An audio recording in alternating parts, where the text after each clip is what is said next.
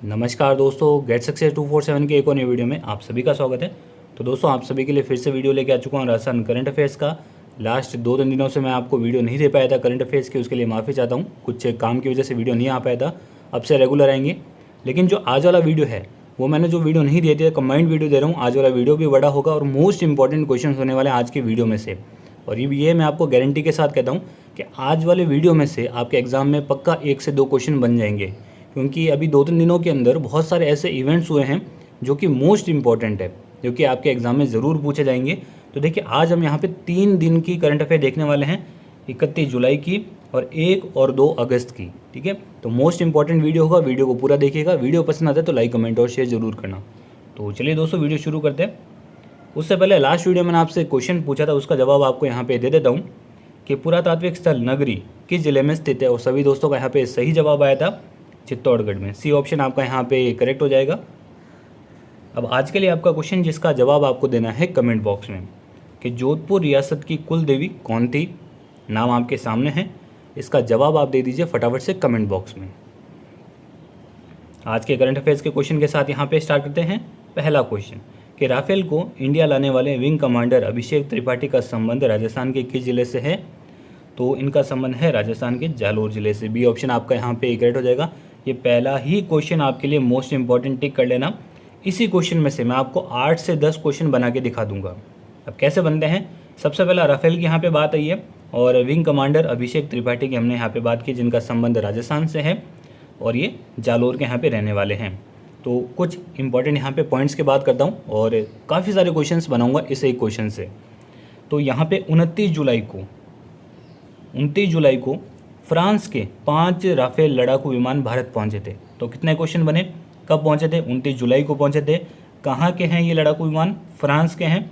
कितने पहुंचे थे, 5 लड़ाकू विमान। तो 3 क्वेश्चन तो यही बन गए। इसके अलावा इसके लिए एक टीम गठित की गई थी, जिसमें राजस्थान के अभिषेक त्रिपाठी को भी शामिल किया गया था, जो राफेल को फ्रांस से उड़ाकर भारत लाए थे। देखिए, एक तो यहाँ पे हमने बात की है अभिषेक त्रिपाठी की, उसके अलावा भी तो काफ़ी जने थे, क्योंकि 5 राफेल आए हैं। तो सभी के नाम मैं आपको यहाँ पे बता देता हूँ।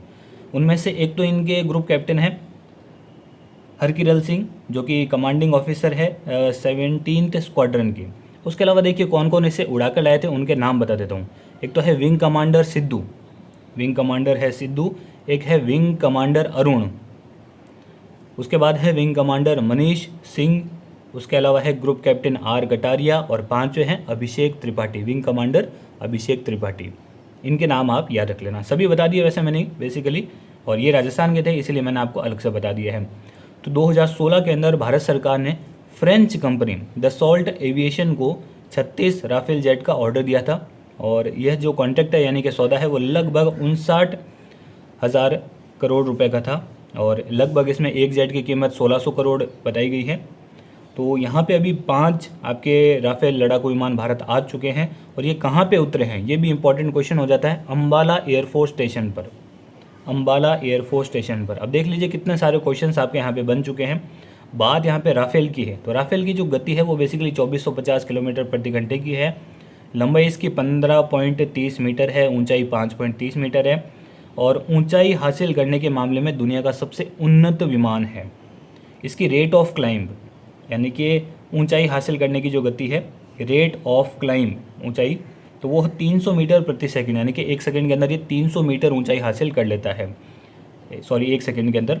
और 1 मिनट में 18,000 मीटर की ऊंचाई पर जा सकता है। तो रेट ऑफ क्लाइंब क्या है, 300 मीटर प्रति सेकंड, और 1 मिनट में 18,000 मीटर की ऊंचाई पर जा सकता है। तो देख लीजिए आप कितने सारे क्वेश्चन आपके यहाँ पे बन चुके हैं। बढ़ते हैं अगले क्वेश्चन की ओर, कि हाल ही में किस देश में सालासर बालाजी मंदिर की स्थापना की गई है। तो ये की गई है हाल ही में इटली के अंदर। तो वैसे बेसिकली सालासर बालाजी मंदिर कहाँ पे है, चूरू जिले के अंदर है। चूरू जिले के सालासर में है, ये आपको पता होगा। तो अब इटली में इसकी स्थापना की गई है। तो इटली में रहने वाले राजस्थान और भारत के जो हिंदू सनातन के लोग हैं, उन्होंने इस मंदिर की स्थापना की है। और ये है कहाँ पे, बना का है इटली के पादवा शहर में। इटली के पादवा शहर में ये मंदिर बना है। तो हाल ही में सिद्धपीठ सालासर बालाजी धाम के स्थापना दिवस पर इस मंदिर में मूर्तियों की स्थापना की गई थी। अब ये जो सालासर बालाजी धाम का जो स्थापना दिवस है, ये हमने कब मनाया है, अभी हाल ही में बनाया है 28 जुलाई को। कौन सा स्थापना दिवस है, ये भी इम्पोर्टेंट है, 266वां। ठीक है, श्रावण शुक्ल नवमी को यह स्थापना दिवस मनाया जाता है। विक्रम संवत 1811 के अंदर संत शिरोमणि मोहनदास महाराज ने मंदिर की स्थापना की थी, सालासर बालाजी मंदिर की। तो दोनों चीज़ें मैंने आपको बता दी है, एक तो सालासर बालाजी मंदिर जो चूरू के अंदर है उसके स्थापना दिवस के संबंधित इंपॉर्टेंट फैक्ट बता दिए हैं, और एक ये जो अब इटली में बना है मंदिर उसके बारे में डिटेल्स आपको यहाँ पे दे दी है। चलिए बढ़ते हैं अगले क्वेश्चन की ओर, कि हाल ही में राजस्थान के किस व्यक्ति को लेखन के क्षेत्र में उत्कृष्ट कार्य के लिए टैलेंट आइकन अवार्ड से सम्मानित किया गया है? तो किन को सम्मानित किया गया है? पवन सिंह राठौड़। ए ऑप्शन आपका यहाँ पे करेक्ट हो जाएगा। इनका संबंध बेसिकली जयपुर से है, जिला भी आप याद रखिएगा। तो एक ऑनलाइन कार्यक्रम आयोजित किया गया था, उसके अंदर टैलेंट आइकन अवार्ड से इनको यहाँ पे सम्मानित किया गया था। किस मौके पर?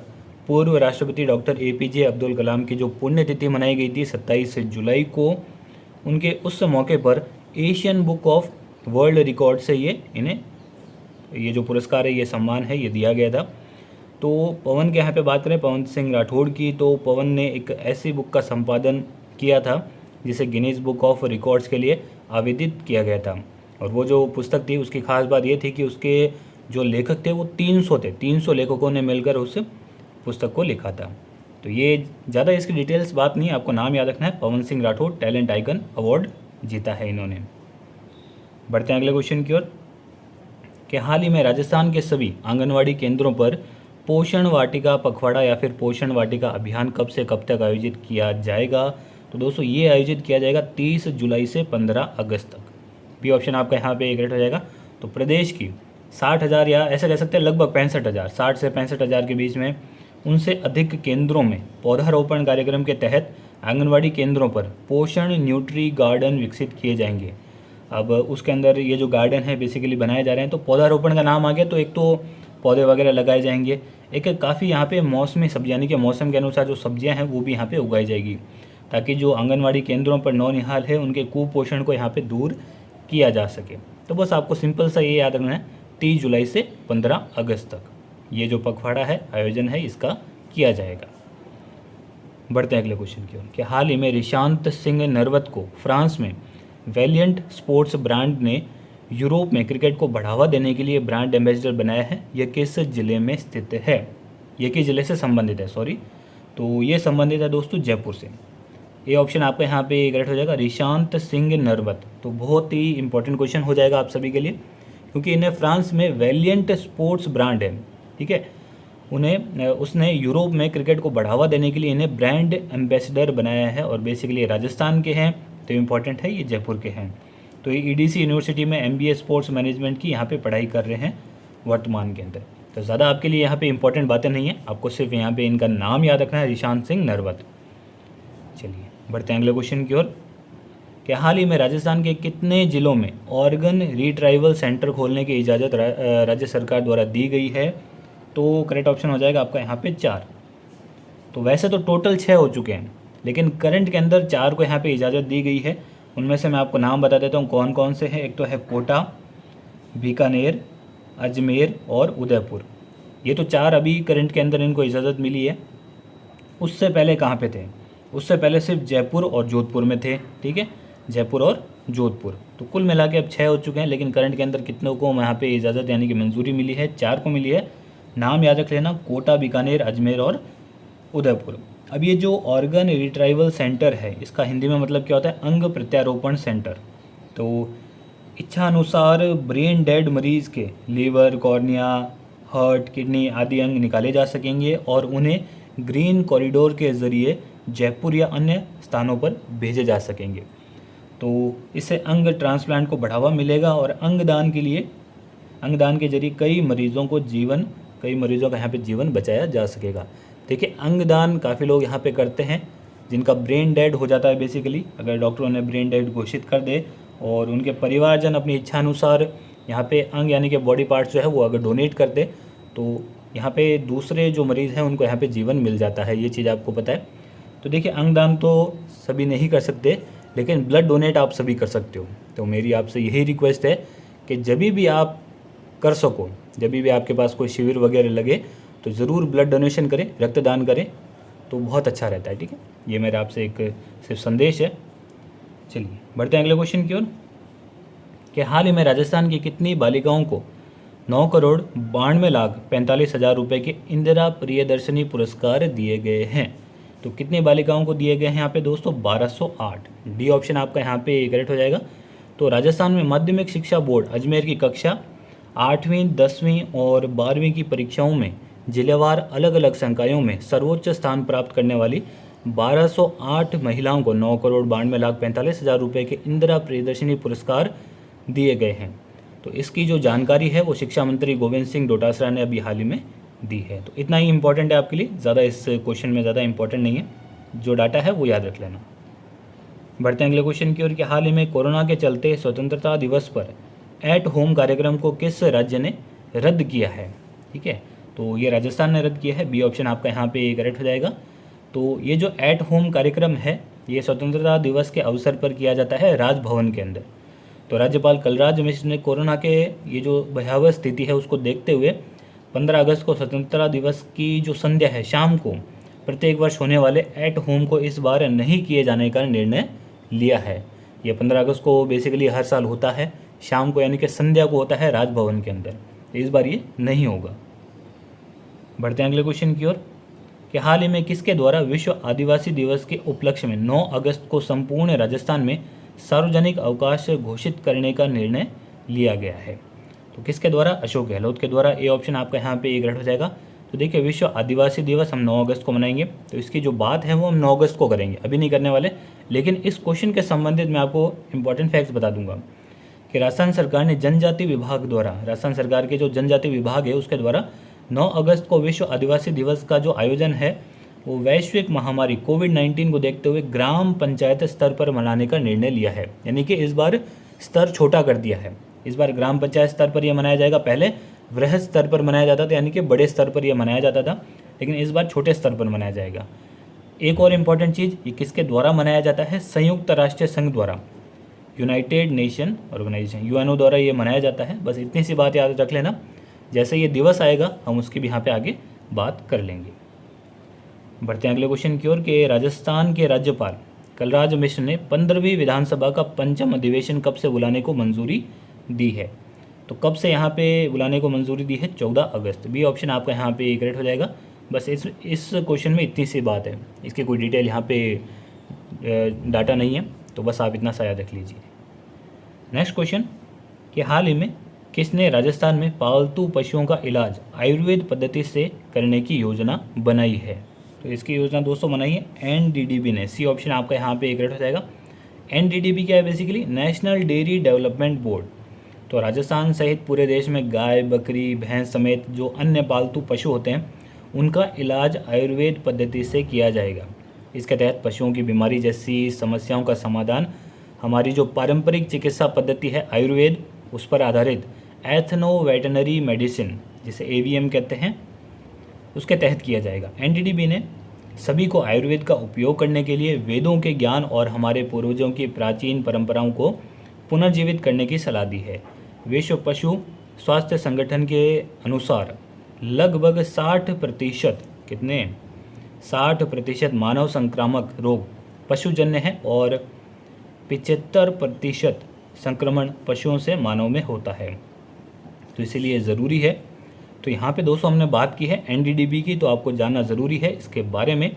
एनडीडीबी का फुल फॉर्म है नेशनल डेयरी डेवलपमेंट बोर्ड। इसकी स्थापना हुई थी 16 जुलाई 1965 को। हेडक्वार्टर दोस्तों इसका कहाँ है? आनंद, गुजरात के अंदर। और वर्तमान में इसके चेयरमैन कौन है? दिलीप राठ। तो ये आपकी डिटेल्स हो गई। बढ़ते हैं अगले क्वेश्चन की ओर। 29 जुलाई 2020 को गोविंद सिंह डोटासरा ने राजस्थान कांग्रेस प्रदेश कमेटी के कौन से प्रदेश अध्यक्ष के रूप में पदभार संभाला है? 29वें। डी ऑप्शन आपका यहाँ पे करेक्ट हो जाएगा। वैसे तो ये क्वेश्चन मैं आपको करवा चुका हूँ कि ये जो है गोविंद सिंह डोटासरा जो वर्तमान में हमारे वैसे चिकित्सा मंत्री है, वो कांग्रेस के प्रदेश अध्यक्ष बने हैं राजस्थान में। तो अब ये इन्होंने इसका पदभार जो है वो संभाल लिया है। और कब संभाला है? 29 जुलाई को। तो किसकी जगह ली है? थोड़ी सी डिटेल बात कर लेते हैं। सचिन पायलट की जगह ली है इन्होंने। और जो गोविंद सिंह डोटासरा है वो राजस्थान के सीकर जिले के लक्ष्मणगढ़ विधानसभा से लगातार तीसरी बार विधायक रहे। देखिए एक चीज़ मैं आपको यहाँ पे बता दूँ कि एग्ज़ाम के अंदर आजकल विधानसभा क्षेत्र पूछा जाता है किसी भी नेता का। तो गोविंद सिंह डोटासरा का विधानसभा क्षेत्र याद रख लेना, लक्ष्मणगढ़ विधानसभा क्षेत्र है जो कि आता है सीकर जिले के अंदर। बस इतनी सी बात है। बढ़ते हैं अगले क्वेश्चन की ओर। देखिए आज दोस्तों हमारे क्वेश्चन ज़्यादा है, ठीक है, क्वेश्चंस बहुत ज़्यादा है क्योंकि 3 दिन के मैं आपको यहाँ पे कंबाइंड दे रहा हूँ, तो वीडियो को आराम से और लास्ट तक पूरा देखिएगा। तो हाल ही में राजस्थान के बारडोली से 1998 में चोरी हुई नटराजन की जो मूर्ति है वो इंग्लैंड ने भारत को सौंपी है। यह किस देवता की मूर्ति है? ये नहीं, या नहीं है, यह किस देवता की मूर्ति है? तो दोस्तों यह है शिव की मूर्ति। बी ऑप्शन आपका यहाँ पे करेक्ट हो जाएगा।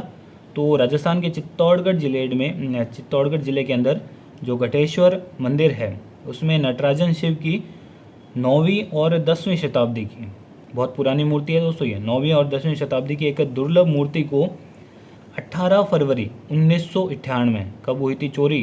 18 फरवरी 1998 के अंदर चोरी हो गई थी। तो 2003 के अंदर जयपुर के जो उस वक्त के पुलिस अधीक्षक थे आनंद श्रीवास्तव, उन्होंने एक ऑपरेशन ब्लैक होल चलाया था। ऑपरेशन ब्लैक होल इसका नाम याद रखना। उसके दौरान मूर्तियों का जो गिरह है उसका पर्दाफाश किया था और उस मूर्ति को लंदन में बरामद किया गया था। तो 22 साल के बाद अब उसे वापस भारत लाया जा रहा है, इसीलिए इम्पोर्टेंट है। देखिए ज़रूरी नहीं है कि आपसे ये वाला क्वेश्चन पूछे, आपसे ये पूछ सकते हैं कि ये जो मूर्ति है वो कौन से मंदिर की है और वो जो मंदिर है वो कहाँ पे स्थित है। ऐसा ज़रूर आपसे एग्ज़ाम में पूछा जा सकता है। तो अब ये जो शिव की मूर्ति है उसको भारतीय पुरातत्व स्थल यानी कि ASI विभाग को सौंप दिया जाएगा। जो घटेश्वर महादेव मंदिर है वो राजस्थान के चित्तौड़गढ़ जिले के रावतभाटा कस्बे के पास स्थित बारडोली गाँव में स्थित एक प्रसिद्ध मंदिर है, उसके अंदर ये मूर्ति थी, ठीक है, शिव की। तो बस इतनी डिटेल आपको यहाँ पे याद रखनी है। बढ़ते हैं अगले क्वेश्चन की ओर कि राजस्थान वन विभाग द्वारा आयोजित टाइगर फोटो डिजिटल एग्जीबिशन में प्रथम पुरस्कार से किसे सम्मानित किया गया है? तो प्रथम पुरस्कार यहाँ पे दिया गया है दोस्तों अभिजीत सिन्हा को। ए ऑप्शन आपका यहाँ पे करेक्ट हो जाएगा।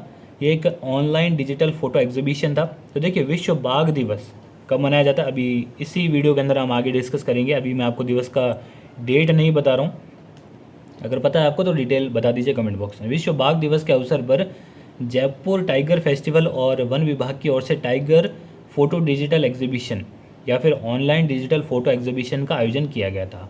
इस एग्जीबिशन में देश विदेश के अनेक फोटोग्राफर ने हिस्सा लिया था। इसमें टाइगर के विभिन्न गतिविधियों पर लिए गए 390 फोटोग्राफ्स को यहाँ पे शामिल किया गया था, चयन किया गया था उनका। तो इस अवसर पर राजस्थान के जो वन मंत्री हैं सुखराम विश्नोई, उन्होंने मुंबई के अभिजीत सिन्हा को प्रथम पुरस्कार दिया है। ये अभिजीत सिन्हा है, ये मुंबई के रहने वाले हैं और इस पुरस्कार के तहत इन्हें 51,000 रुपये पुरस्कार की जो नगद राशि है वो दी गई है। दूसरे स्थान पर यहाँ पे मोहम्मद यासिर रहे थे जो कि है गुरुग्राम के, इन्हें 31,000 रुपये दिए गए थे। और तीसरे स्थान पर रहे थे कुणाल खींवसर जो कि राजस्थान के रहने वाले हैं, इन्हें पुरस्कार के रूप में 21,000 रुपये दिए गए थे। तब आपसे इस क्वेश्चन के संदर्भ में अगर राजस्थान के अगर क्वेश्चन बनता है तो कुणाल खींवसर का नाम यहाँ पे पूछ सकते हैं।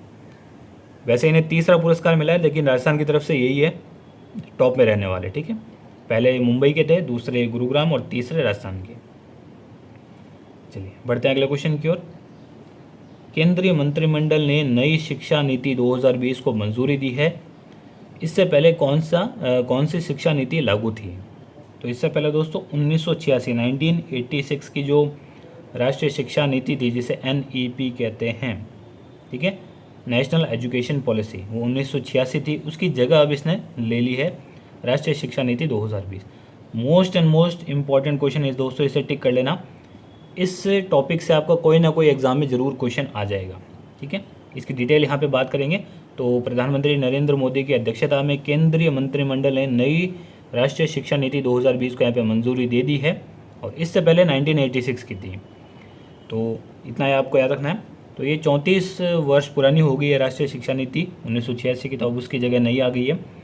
तो राष्ट्रीय शिक्षा नीति 2020 21वीं सदी की पहली शिक्षा नीति है और स्कूल और उच्च शिक्षा दोनों क्षेत्रों में परिवर्तनकारी सुधार लाने का लक्ष्य है। इसमें 2035 तक 50% सकल नामांकन अनुपात का लक्ष्य है और कई प्रवेश और निकास के लिए प्रावधान है। नई शिक्षा नीति के तहत अब 5वीं तक के छात्रों को मातृभाषा, स्थानीय भाषा और राष्ट्रभाषा में ही पढ़ाया जाएगा। जो नई पढ़ाई की जो रूपरेखा है ये आप याद रखना, ये इम्पोर्टेंट है क्या रखा जाएगा इस बार 5+3+3+4, 5-3-3-4 ऐसा रख लेना के आधार पर तैयारी की जाएगी। इसमें अंतिम 4 वर्ष 9वीं से 12वीं शामिल है। देखिए इससे संबंधित आपके एग्जाम में कैसा क्वेश्चन आ सकता है, तो 5-3-3-4 की जगह आपको दे सकते हैं 6-2-2-5 ऐसा कुछ दे सकते हैं। तो आपको याद रखना है कि इस बार जो नई रूपरेखा है वो है 5+3+3 और +4। इस हिसाब से ये शिक्षा का राजस्थान में रहने वाला है इस बार का। तो मोस्ट इंपॉर्टेंट क्वेश्चन होगा आप सभी के लिए। बढ़ते हैं अगले क्वेश्चन की ओर। अंतर्राष्ट्रीय बाघ दिवस कब मनाया गया हाल ही में? तो दोस्तों ये दिवस मनाया जाता है बेसिकली 29 जुलाई को। बी ऑप्शन आपका यहाँ पे करेक्ट हो जाएगा। हर साल ये मनाया जाता है प्रति वर्ष। तो इंटरनेशनल टाइगर डे की यहाँ पे बात करें तो इसकी शुरुआत दोस्तों वो 2010 के अंदर सेंट पीटर्सबर्ग से आयोजित टाइगर समिट से हुई थी। एक टाइगर समिट हुआ था सेंट पीटर्सबर्ग में 2010 के अंदर, उसके बाद से इसकी शुरुआत हुई थी। इसका बेसिकली उद्देश्य क्या है कि बाघ के प्राकृतिक जो आवास होता है जैसे कि जंगल है उसको सुरक्षित करना, वो बाघ संरक्षण के बारे में जागरूकता फैलाना। तो भारत के अंदर 2006 में केवल 1411 बाघ थे। 2006 की अगर मैं बात करूं तो 1411 बाघ थे, जो 2014 के अंदर बढ़कर 2226 हो गए थे। डाटा ये पुराना है लेकिन आप देख सकते हो कि कितना इजाफा किया है भारत ने। तो भारत में बाघों की जो प्रत्येक जो गणना होती है बाघों की वो प्रत्येक 4 वर्ष के बाद होती है। तो अब बात यहाँ पे दोस्तों करें कि 2016 के अंदर विश्व भर के अंदर बाघों की जो जनसंख्या है वो कितनी थी? 3900 थी अगर मैं बात करूँ 2016 की। और उसके अंदर से 2967 अकेले भारत में थे, यानी कि बहुत ज़्यादा जो अमाउंट में बाघ है वो भारत के अंदर है, इतना आपको पता होना चाहिए। सबसे ज़्यादा बाघ कौन से टाइगर रिजर्व के अंदर है? कॉर्बेट टाइगर रिजर्व के अंदर है। सर्वाधिक बाघ 231 है। और सर्वाधिक बाघों की अगर मैं बात करूं कि किस राज्य के अंदर है तो मध्य प्रदेश के अंदर है, सर्वाधिक 526 है। एक और इम्पॉर्टेंट क्वेश्चन यहाँ से आपका बनता है इसी दिन के हिसाब से। ये जो दिवस है अंतर्राष्ट्रीय बाघ दिवस यानी कि इंटरनेशनल टाइगर डे की यहाँ पे बात करें तो एक अखिल भारतीय बाघ अनुमान सर्वेक्षण 2018 रिपोर्ट यहाँ पे जारी की गई थी इसी दिन। तो उसके अनुसार भारत में कुल कितने टाइगर रिजर्व है ये बताया गया था। तो कुल 50 यहाँ पे टाइगर रिजर्व है इस सर्वेक्षण के अनुसार। नाम याद रखना, अखिल भारतीय बाघ अनुमान सर्वेक्षण 2018 रिपोर्ट के अनुसार। ये जारी किसने की रिपोर्ट? केंद्रीय पर्यावरण वन और जलवायु परिवर्तन मंत्रालय द्वारा ये जारी की गई। तो इतना डिटेल आपको यहाँ पे याद रखनी है। एक और दिवस बात करेंगे, उसके बाद पूरे जो दिवस है उनका रिवीजन करेंगे। मानव तस्करी के विरुद्ध विश्व दिवस कब मनाया गया? दोस्तों ये मनाया गया 30 जुलाई को। सी ऑप्शन आपका यहाँ पे करेक्ट हो जाएगा। ये भी हर साल मनाया जाता है, संयुक्त राष्ट्र द्वारा ये मनाया जाता है हर साल। तो संयुक्त राष्ट्र महासभा ने वर्ष 2013 में 30 जुलाई को मानव तस्करी के पीड़ितों की स्थिति के बारे में जागरूकता बढ़ाने और उनके अधिकारों के संवर्धन और संरक्षण के लिए व्यक्तियों में तस्करी के खिलाफ विश्व दिवस के रूप में नामित किया। तो ये आपको याद रखना है, मानव तस्करी के विरुद्ध विश्व दिवस। इसकी थीम भी आप यहाँ पे याद रखिएगा, 2020 की थीम है वो committed to the cause working on the front line to end human trafficking. ये इस बार जो थीम है। तो देखिए जुलाई के पूरे इंपॉर्टेंट हमने सभी देख लिए हैं दिवस। तो जुलाई के फटाफट से रिवाइज कर लेते हैं क्योंकि इंपॉर्टेंट है। 1 जुलाई को हमने 2 दिवस मनाए थे, कौन कौन से? राष्ट्रीय डाक कर्मचारी दिवस और राष्ट्रीय चिकित्सक दिवस। 2 जुलाई को मनाया था विश्व खेल पत्रकार दिवस। 4 जुलाई को मनाया था अंतर्राष्ट्रीय सहकारिता दिवस। 11 जुलाई को मनाया था विश्व जनसंख्या दिवस। 12 जुलाई को मनाया था विश्व मलाला दिवस। 15 जुलाई को मनाया था विश्व युवा कौशल दिवस। 17 जुलाई को अंतर्राष्ट्रीय न्याय के लिए विश्व दिवस। 18 जुलाई को नेल्सन मंडेला अंतर्राष्ट्रीय दिवस। 20 जुलाई को अंतर्राष्ट्रीय शतरंज दिवस। 23 जुलाई को राष्ट्रीय प्रसारण दिवस। आगे देखते हैं 25 जुलाई को हमने मनाया था वर्ल्ड IVF डे। 26 जुलाई को मनाया था कारगिल विजय दिवस। 27 जुलाई को मनाया था CRPF का स्थापना दिवस। 28 जुलाई को मनाया था विश्व हेपेटाइटिस दिवस। और 28 जुलाई को एक और दिवस मनाया था विश्व प्रकृति संरक्षण दिवस। और उसके बाद 2 दिवस हो गए, 29 जुलाई को अंतर्राष्ट्रीय बाघ दिवस और 30 जुलाई को हो गया मानव तस्करी के विरुद्ध विश्व दिवस। चलिए बढ़ते हैं अगले क्वेश्चन की ओर कि हाल ही में मानव संसाधन विकास मंत्रालय का नाम बदलकर क्या रख दिया है? तो अब इसका नाम दोस्तों शिक्षा मंत्रालय रख दिया। ए ऑप्शन आपका यहाँ पे करेक्ट हो जाएगा, यानी कि मिनिस्ट्री ऑफ एजुकेशन या फिर एजुकेशन मिनिस्ट्री कह सकते हैं, ये रख दिया है। मानव संसाधन विकास मंत्रालय यानी कि जिसे हम MHRD कहते हैं, है ना। MHRD का फुल फॉर्म क्या है? Ministry of human resource development. तो अब उसका नाम बदल के यहाँ पे शिक्षा मंत्रालय रख दिया है। ये जो नई शिक्षा नीति आई है उसके बाद ऐसा किया गया है। जो नई शिक्षा नीति है 2020 की, उसके बारे में डिटेल हमने देख ली है इस वीडियो के अंदर। तो मिनिस्ट्री ऑफ एजुकेशन कर दिया, तो केंद्रीय मंत्रिमंडल उनके जो मंत्रालय है इसका नाम बदलकर इसकी ये जो बदलाव को इसके मंजूरी दी है, किसने मंजूरी दी है? केंद्रीय मंत्रिमंडल ने। तो एचआरडी मिनिस्ट्री के जो वर्तमान में मिनिस्टर है वो कौन है? रमेश पोखरियाल निशंक, ये भी आपको पता होगा। तो एचआरडी मंत्रालय का नाम 1985 के अंदर पूर्व प्रधानमंत्री राजीव गांधी के कार्यकाल के दौरान मानव संसाधन विकास मंत्रालय रखा गया था, जिसे अब बदलकर शिक्षा मंत्रालय कर दिया गया है। तो वो ये भी आपके लिए मोस्ट इंपॉर्टेंट क्वेश्चन बनेगा कि इसका नया नाम क्या रख दिया है और पुराना नाम क्या था, पुराना नाम क्या था, दोनों आपको याद रखना है। और इसके वर्तमान में मिनिस्टर भी आपको याद रखना है, रमेश पोखरियाल निशंक। बढ़ते हैं अगले क्वेश्चन की ओर कि हाल ही में किस देश ने जिरकॉन मिसाइल का सफलतापूर्वक परीक्षण किया है? तो ये किया दोस्तों रूस ने। बी ऑप्शन आपका यहाँ पे करेक्ट हो जाएगा, मोस्ट इंपॉर्टेंट क्वेश्चन बनेगा। ये एक हाइपरसोनिक मिसाइल है, 3M22 नाम है इसका, जिरकॉन मिसाइल। इसकी खासियत ये है कि बेसिकली ये जो रडार होती है हर देश की, उसकी पकड़ में नहीं आता है। तो मिसाइल आपके लिए इंपॉर्टेंट है, ज़्यादा डिटेल यहाँ पे नहीं है, बस इतनी सी डिटेल आपको यहाँ पे याद रखनी है। बढ़ते हैं अगले क्वेश्चन की ओर कि इस वर्ष प्रधानमंत्री पुरस्कारों के अंदर नमामि गंगे परियोजना को शामिल किया गया है। यह परियोजना किस वर्ष लागू की गई थी? तो सिंपल सा क्वेश्चन है। अब इसके अंदर जो वर्तमान में इसे शामिल किया गया है प्रधानमंत्री पुरस्कारों के अंदर, तो ये 2014 के अंदर यहाँ पे लागू की गई थी। ईयर आपको बस याद रखना है। तो इस परियोजना को लोक प्रशासन के क्षेत्र में उत्कृष्ट प्रदर्शन के लिए प्रधानमंत्री पुरस्कारों में शामिल किया गया है। इस कार्यक्रम को national mission for clean Ganga और इसके राज्य समकक्ष संगठनों के द्वारा कार्यान्वित किया जा रहा है। राष्ट्रीय स्वच्छता मिशन का उद्देश्य क्या है? गंगा को निर्मल और अविरल बनाना, ये इसका बेसिकली उद्देश्य है। तो ईयर बस आपको यहाँ पे याद रखना है। चलिए बढ़ते हैं अगले क्वेश्चन की ओर कि हाल ही में भारतीय नौसेना अकादमी के नए कमांडेंट कौन बने हैं? तो कौन बने हैं दोस्तों? M.A. Hampi Holi. A option आपका यहाँ पे करेक्ट हो जाएगा कि भारतीय नौसेना अकादमी के 8वें कमांडेंट बने हैं। ये भी आपको यहाँ पे याद रखना है। और किन का स्थान इन्होंने लिया है? दिनेश कुमार त्रिपाठी का स्थान लिया है। यानी कि पहले कौन थे? दिनेश कुमार त्रिपाठी।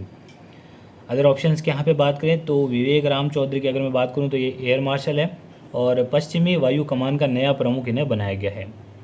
इंजेती श्रीनिवास की बात करें तो international finance services centres authority के पहले चेयरमैन बने हैं।